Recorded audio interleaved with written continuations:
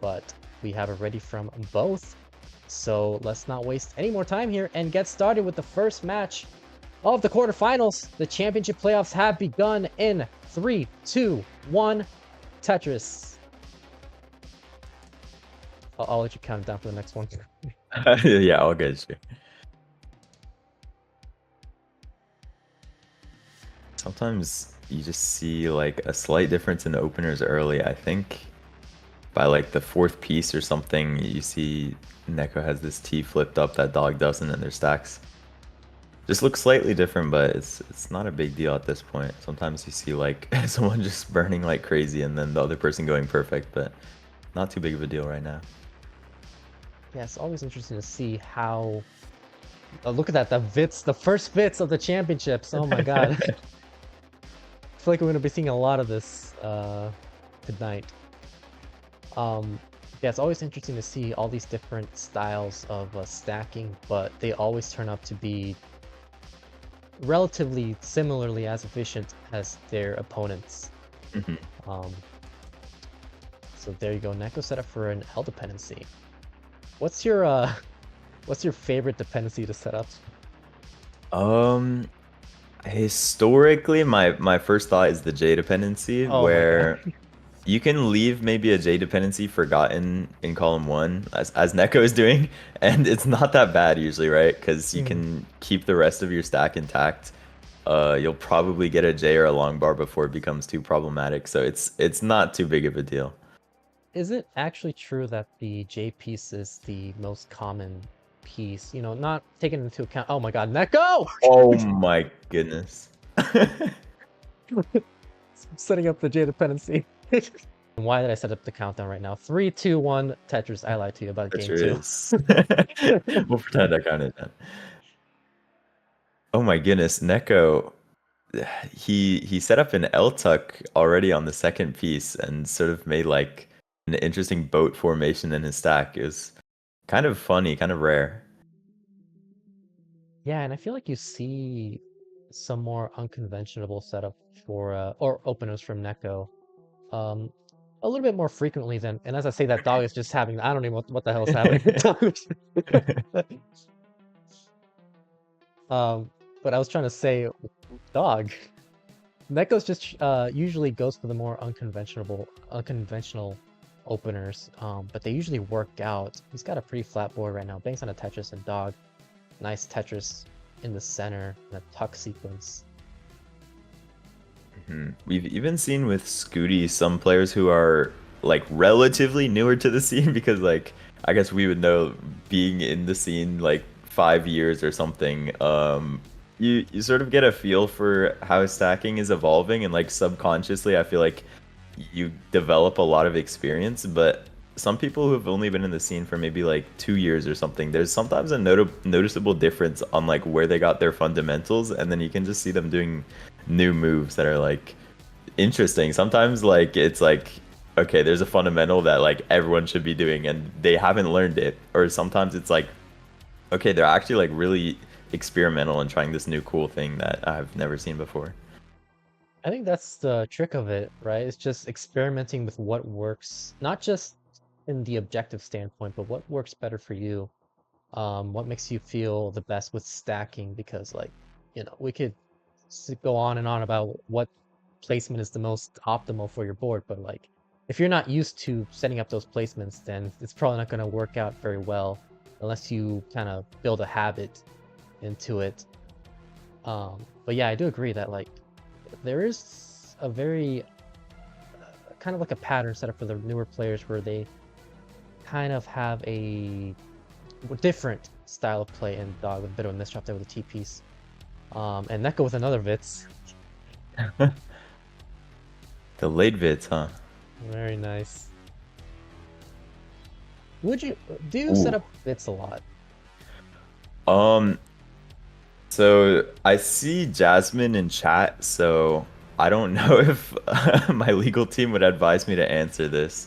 But I'll say I'm not the biggest fan of delayed Vits. I think a Vits with a long bar next can oftentimes be a really good move, but I think delayed Vits is probably done like over 5 times as much as it should be, and is like very rarely probably good. Yeah, I think I agree with that. Um, the thing is though, I don't set up a lot of bits, but when I do, it's always delayed bits because Yeah, I do not have the reflexes to kind of see that the long bar is coming up next, and the right. current piece is perfect for the Vits. I usually miss it, so it's either unintentional or it's delayed. Hmm. Yeah, no, Vits is just one of those funny adjustments that, I mean, I don't know. There's something special about like such a big tuck formation. I think that makes everyone kind of love it in one way or another. I Um, remember. Yeah, go ahead. no, no, go ahead. No worries about it. I Just just remembered when you're asking me about my favorite dependency. I don't know if you didn't like that I said J dependency, but you seem to have some kind of reaction. Do you have your own favorite, or do you have mm, some kind of gripe with J dependency specifically? well, my gripe with J dependencies is that I also think it's my favorite, and I don't like it because I'm so, no pun intended, I'm so dependent on the J dependencies to a fault. Like, there's so many times where, like, especially on like 29 or 19, I set up the J dependency, I don't get the J piece, and like, I end up burning or topping out because of it, and like, it's not because I don't get the piece, it's because I set them up all the time that like eventually, just by chance, I won't get them, right? Like it's just normal to not get a J Mhm. piece all the time. And so that's why my reaction was just sort of like, oh my God. Right, right. Yeah, it might be kind of, I was gonna say hard to make a case for some other dependencies just based on how a J dependency works in a right well, but it depends what you mean by dependency as well, because um yeah, that's I guess a whole nother argument. How dependent does it have to be called a dependency? It's kind of complicated. Fox on YouTube saying, yo, welcome on in, everybody. You made it just in time for game two of this first match of a four-match event between Dog versus Nek0. Winner of this will move on to the semifinals, and we're about to reach transition. Nek0, after that early top out, about to get a 657 transition with the next Tetris, so making some ground after that unfortunate first game. Right, so there is the Tetris for Neko into transition with 657, and it's gonna be Dog who is behind here if he gets this same bar that Neko got. Um, yeah, both players just got droughted into transition there, but was it 650 to 600? So Neko a bit of a lead into post and playing pretty efficiently, so might be able to keep that.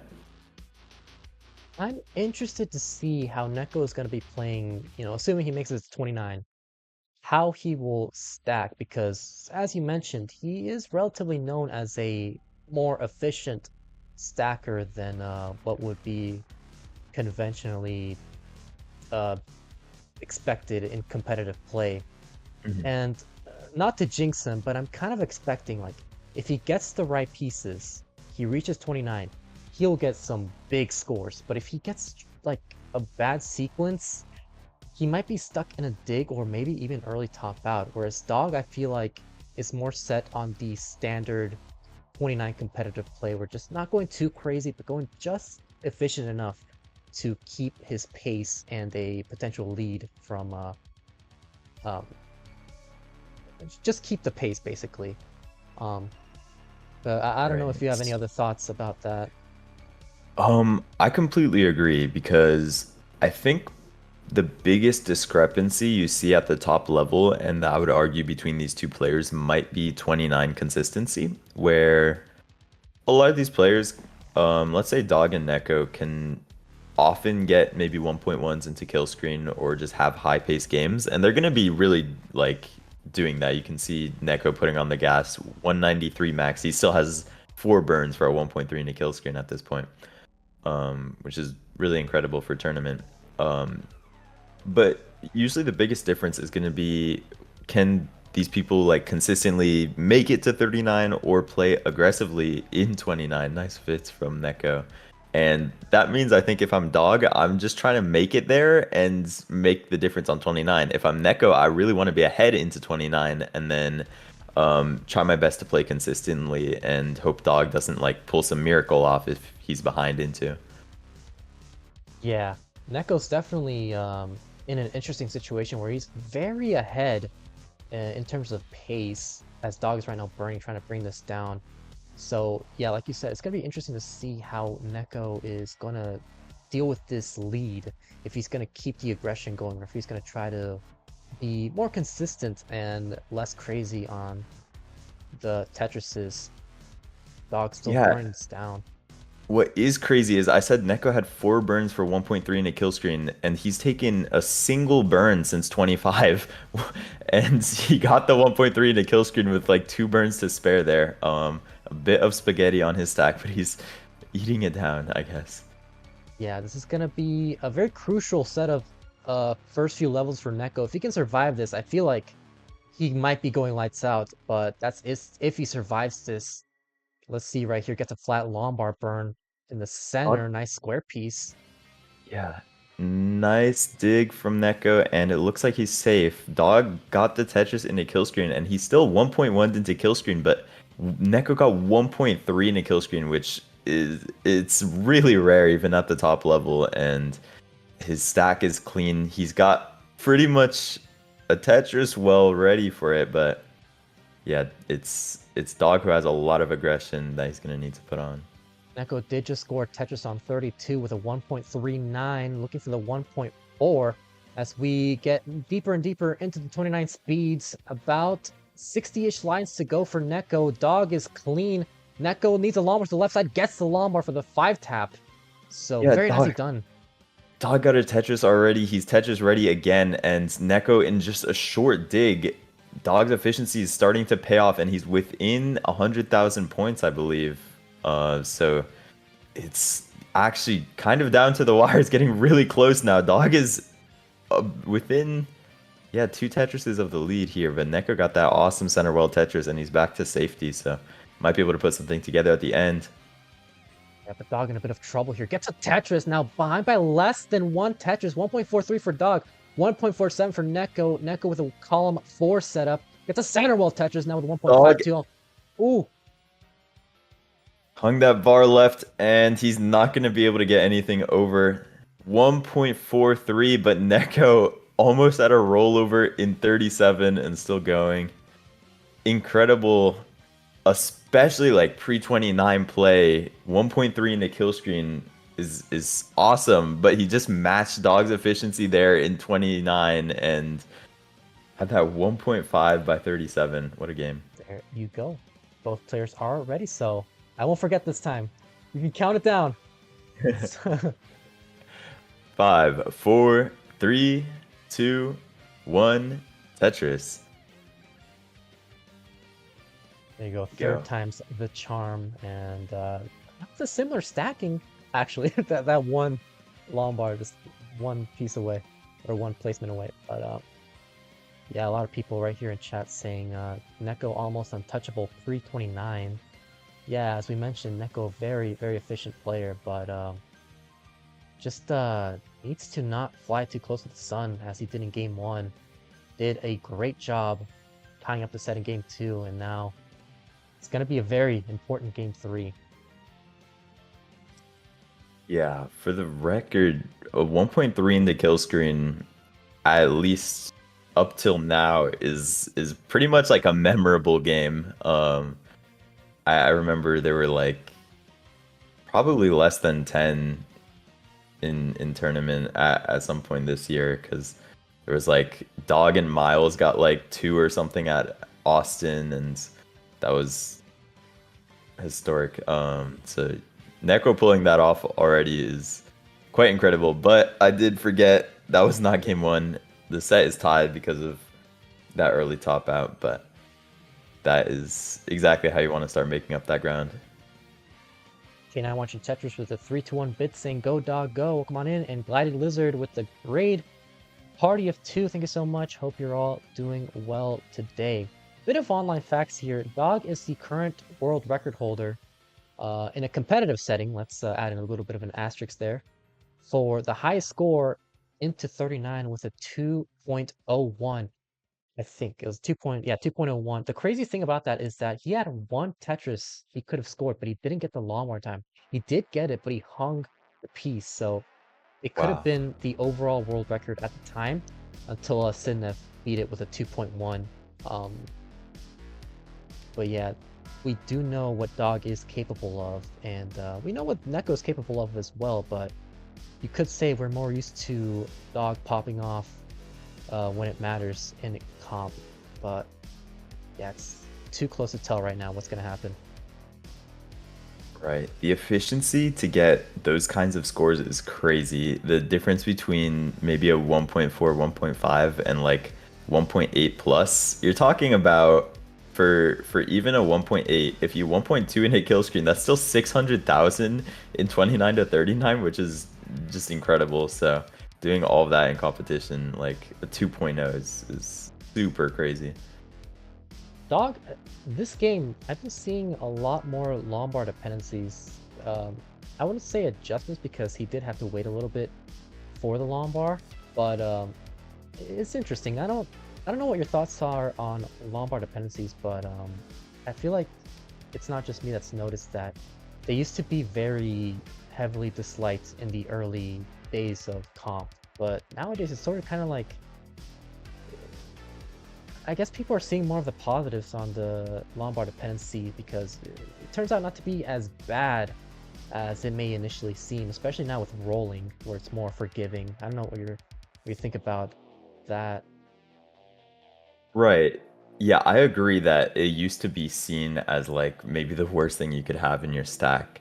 And a long bear dependency in the middle or something that forces you to pretty much maintain two stacks at once is really bad. And even a long bear dependency anywhere like column one is never something that you should be too okay with having. But I would say we're probably moving in a good direction of sometimes you'll just have to bail out, accept a long bar dependency instead of like a trash stack, and then just either hope that you get it early or find a way to burn out of it. Yeah, sometimes the Lombard dependency might just be the solution. How many times, I don't know if you've had this happen a lot, but I've definitely had a lot of situations where you have a too wide well, maybe in the center, and you get the Lombard, so naturally, you're just like, I'm going to avoid the Lombard dependency, so you maybe zip the Lombard to the left or the right, and then you get another Lombard, and then another Lombard, and no square, no J, no L, to the Yeah. to the point where the Lombard dependency would have helped in that matter. But yeah, there's always solutions for everything, even if initially may seem like the worst thing to do. Exactly. That sort of double long bar adjustment is so elusive. I think even at the top level, it's like something that people still miss just because maybe the risk reward ratio of like misplacing a vertical long bar is pretty bad. So you don't want to, like commit to sending your long bar for the adjustment if you're not going to be able to react. Nek0 once again set up for a potential 600k transition, has 2 Tetrises he could score. Dog at 598 has 1 more Tetris he could score, so it is going to be fairly neck and neck. Yeah, Nek0 at 129, but not going to take the triple with the L. So it's going to be maybe a long bar with this triple right here to get into transition. Still 620, and it's in fact neck and neck. Pretty much both players at 620 still. Go with a long bar dependent. Now set up for a key spin. Doesn't get the T piece in time, so has to create a hole in his stack. Dog with a Tetris. Now at 658, 626 for Nek0. And set up for a dirty. Yeah, he had that perfect transfer setup, but just had to burn over it a little bit, and now is going to be digging this down. Found a nice solution, adjusting that, I believe, Jay, to make spot for a T piece. There we go. And another adjustment to make that long bar dependency. So Net goes out, and with that Tetris, just one Tetris behind. Yeah, very, very efficient game here for both players, but as I say that, Dog in a bit of a precarious situation. So is Nek0.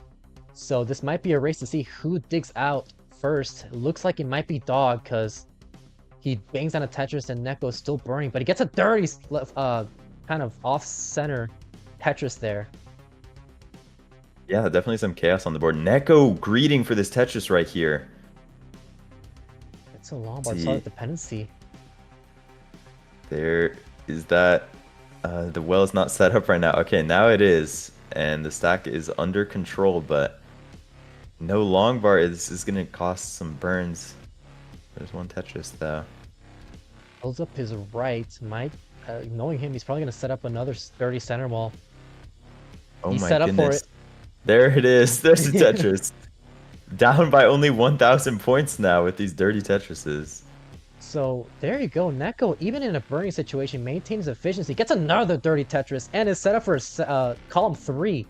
He really said, I'm going to chuck this L to the left and get this Tetris before I get down. And he got it. And now the scores are near tied. Good lord. Nek0 just maintaining that efficiency, not losing his fight, and is only behind. He is ahead in the line count, but he's only behind by less than a Tetris. Dog at 921, set up for a potential 1.1 into 29 with his efficiency. So is Nek0, but you could say Dog with a slightly higher potential here. Right, 1.1's on the table for sure. Nek0, a delayed Vits. Oh my goodness. Some incredibly novel stacking from Nek0 here. Sometimes the fearless play is needed, where you're just sort of like, screw it, let's just go all out, and if it works out, then it's just, not only would that help your score, but I feel like that also helps your confidence, because it's sort of like you almost feel like you're undefeated in this game, and you could just set up some bigger scores than you would initially think. Right, and if you're playing Dog, sometimes you have to throw everything at the wall and just get what you can. So Nek0 clutches the 1.1 in a kill screen, and Dog burns into and pretty much 1.14 into kill screen. So it's right, it's just neck and neck here in level 29. Nek0 set up for a Tetris. Dog already scored a Tetris. Nek0 with a level 30 Tetris, 1.15.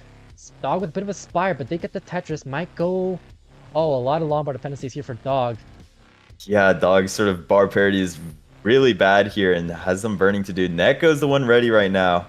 And had to burn that triple, so no longer Tetris ready. Kind of a stack that could spiral out of control. Yeah, he went too aggressive there. Unfortunate from Nek0. Wow. So, kind of what we were talking about in the game 2, I believe. If he gets the pieces, he could go lights out, but any sort of drought, any bad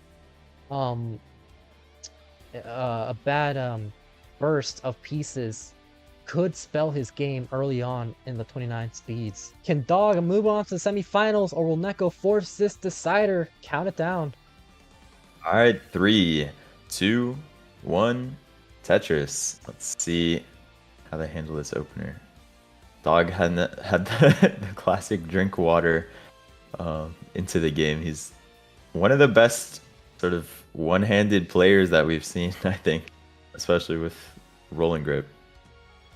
Yeah, honestly, I don't know how he does it, especially with how long he does it sometimes. You know, if you could do like a couple of pieces here and there, that's fine, but like sometimes he just, I think he does it on purpose. He just sort of tries to show off a bit. The Nek0 is now in a very precarious situation. Long bar dependency.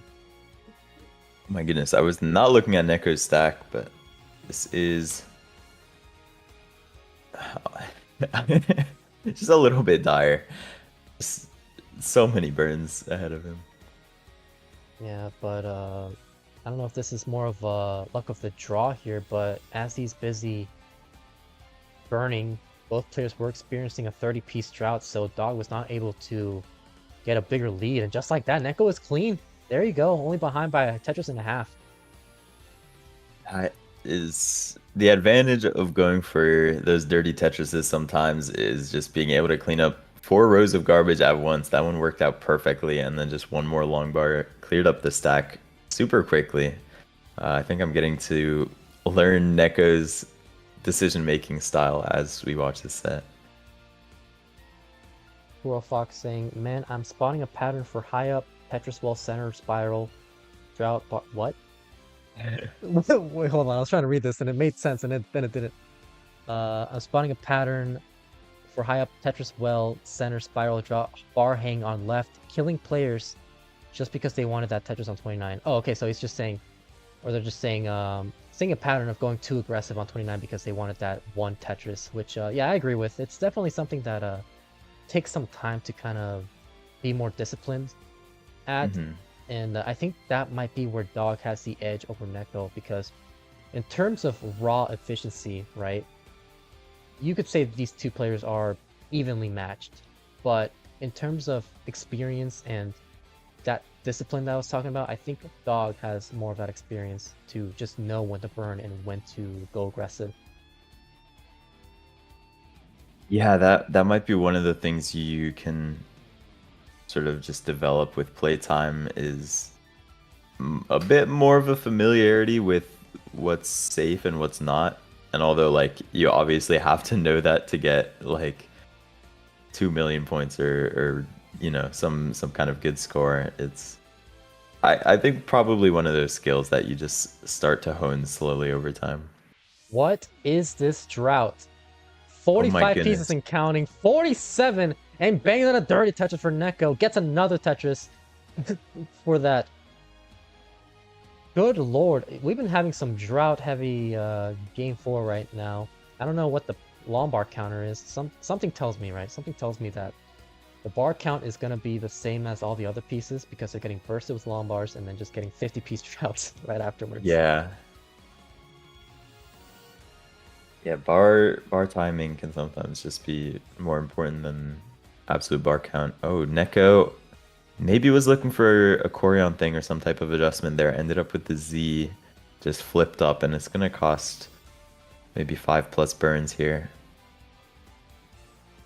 Another Lombard dependency for Nek0. Let's see if he might set up a column 3. There you go. He might just set up for it. Oh my goodness. But isn't getting the right pieces Looking for like it. not. Yeah. Unless he somehow transforms this into a well. Okay, no. Looks like he's going to go for the row 2. No, just going to go for a triple. Interesting. But Dog right now burning. So maybe Neko's trying to go a little bit more safe, knowing that he's a game away from getting eliminated, trying to keep this going as long as possible and hope for a bad mistake from Dog or something that'll get him out of this 3.5 Tetris deficit. So it's only 75,000 points behind, but he's ahead in line count. Right. Dog has sort of made up some of this pace, and he has the 100,000 point lead now. 473 at 112, maybe like high 500 transition pace. This is And definitely going to be the lowest transition from Nek0. Not even going to be a 500. Might just be like a 470-ish, give or take. While Dog going for another 600k transition. So the worst thing that could happen to Nek0 right now, other than topping out, is what's happening where he's having a bit of a suffer game while Dog is just kind of... He's doing really well. He's kind of flourishing in this 18 speed right now with the pieces. right, and Neko is going to take the wise decision to burn into transition. So avoiding that absolute worst case of topping out is sometimes the first thing you need to do. And now he's sort of poised to make up some of this pace deficit with a Tetris in 19 and another one right there. Yeah, it's behind by 50,000 points and ahead in the line count. Level 20 while Dog just transitioned at 579. Nek0 would love an L or a J or a Lombard could work too. Nice adjustment there with the Lombard all to the left side to accommodate the J piece. But yeah, and there's the Tetris. So 71,000 points. Neko maybe starting to make this up slightly, but Dog trying his best to maintain that 100,000 point lead there. So it's really just both players going aggressive and some clean stacking here. So yeah, tight game. And right before the playoffs started, Dog was having some issues with his, I don't know if it was controller or just maybe rusty, having topped out very early in the 29th speed, especially with Sidnev, where he got swept after some very unfortunate early top up. important, you know, by his skill level, early top outs like on level 29, level 30, but looks like he has brought this momentum back after that sweep, and it's gonna be interesting to see how Nek0 deals with this. Dog right now in a bit of a precarious situation. Yeah, Dog settled for a really ugly burn with a T right there, and it's going to be several more burns, I think, to get out of this. Opting not to make sort of a long bar dependency there, he might be finding the way to burn this down. And Nek0 down 50,000, and Tetris Ready is finally finding his chance to make up this lead. There you go. Sometimes 19 speeds give you more momentum than 18. As I say, he's going to be very flat. Oh no! Nek0 needs a long bar now. That long bar's not showing up, and that's gonna do it. Dog will take game number 4 and move on to the semifinals. Just terrible timing on that 33 drought. Yeah, and that was very that was just what we saw this entire siege, just very hefty droughts out of nowhere. And look at that, Dog is still in the drought. 59, 50, oh my 51 goodness. piece drought. Yeah, these are pretty rare counts, and Nek0 ran into it at a terrible time and didn't quite get a good piece to burn onto the right side, so it's just going to be Dog moving on here. Yeah, so Dog moves on to his, I don't know, his 7th, 8th semifinals of CTL, looking for his 5th championship title. An LG dependency, and he is back into the game. That is for Sodium 414, Togi 361. Togi gets a Tetris to 383. Sodium at 414 gets a Tetris to 437. Transition in 6 lines for Togi, 5 lines for Togi, 5 lines for Togi, 4 lines for 6 lines for Sodium. Counting is hard. We got both players ready. Tetris for Sodium. Sodium at 460 to get the Tetris to 429. Trying to reduce the gap. Still just over the Tetris behind. Sodium is ready. He's gonna transition at 484. Togi at 453. Sodium is setting up. That is for Sodium. Sodium at 511. Togi gets a Tetris but has some misdrop on the square, so has to fix that on the left side. He's gonna go for flat burns. Sodium expanding his lead at 481. Sodium is Tetris ready, gets a Tetris to 489. Togi at 485. Tetris for Togi, Togi at 512. Sodium at 590.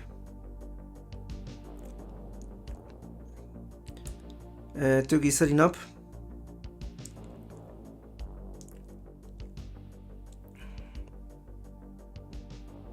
Tetris for Sodium, Sodium at 620, building a pretty strong lead. Togi trying to catch up at 568. Tetris for Sodium, Sodium at 648. Sodium is clean. Players at level 22. Togi clean up. Sodium trying to get his board clean. Sodium at 678. Togi at 576. Togi is setting up. He is trying to get his wall open. There he goes. Tetris for Sodium. Sodium at 747. Togi at 587. Tetris for Sodium. Sodium at 777. Tetris for Togi. Togi at 621. So Togi is ready. Sodium is ready. Tetris for Sodium. Sodium at 808. Togi at 621. Tetris for Togi 652. That's for Sodium. Sodium at 840, already level 25, so max out incoming. Tetris for Sodium. Sodium that's 872. Togi at 714. Tetris for Sodium. Sodium that's 714. Tetris for Sodium. Togi at 747. Sodium gets a Tetris to 937. So Tetris for Togi 780. Sodium is Tetris ready. Togi waiting. Tetris for Sodium, Sodium at 972, Togi at 780, Tetris for Togi. Togi at 814, Tetris for Sodium, Sodium at a max out with 1,000,005. So Togi falling behind quite a bit, almost 200,000 points. Togi is clean up. Tetris for Togi, Togi at 855, Tetris for Sodium, 1,043, Tetris for Togi, 890.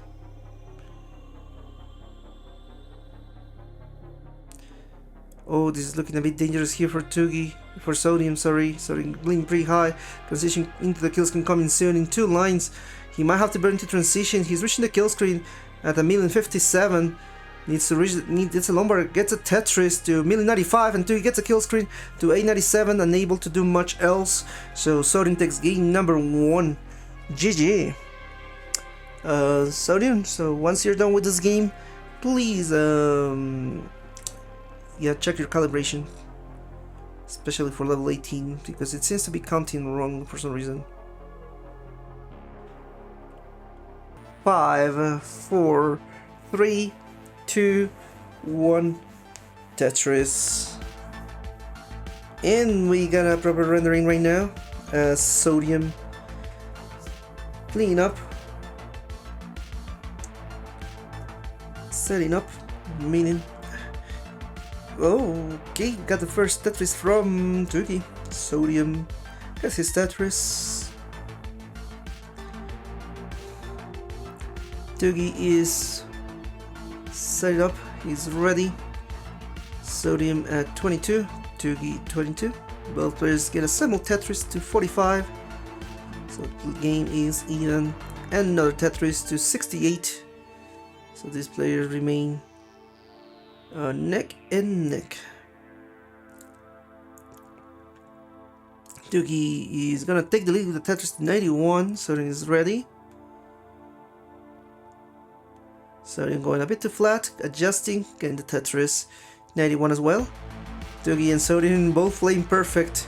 Wow, that's a nice adjustment from Sodium to keep the dependencies open, and he is gonna be neck and neck to Togi.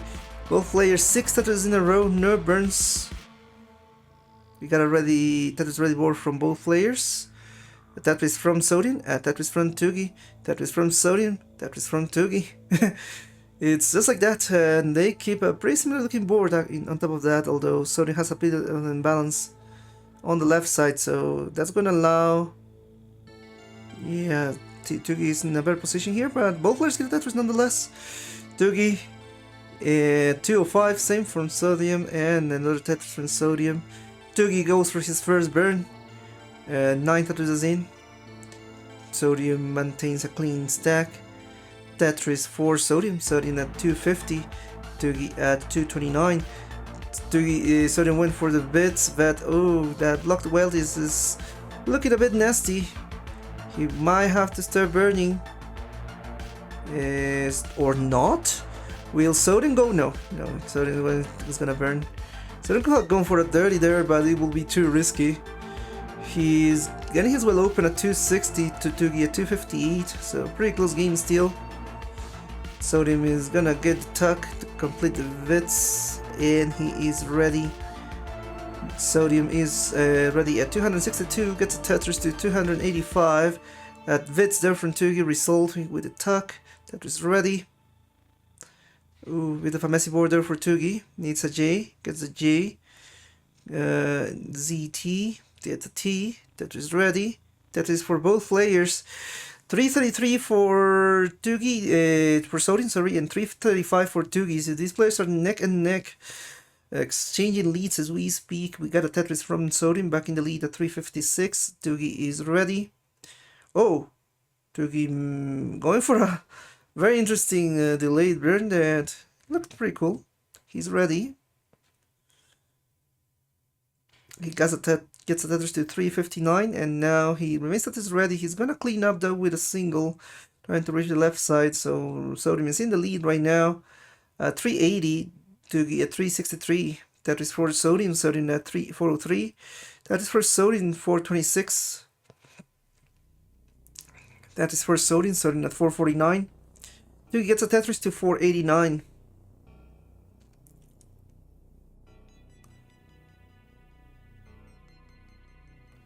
Sodium is ready. Sodium gets a Tetris to 473.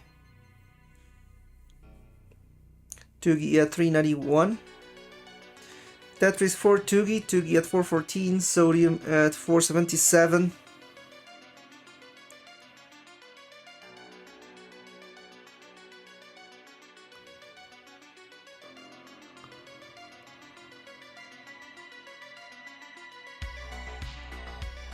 Tetris for Togi, Togi at 438, Sodium at 501.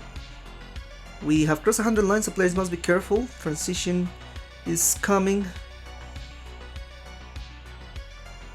Togi is at 447, Sodium at 503, so pretty strong lead, 2 Tetrises, and now 3 for Sodium in the lead.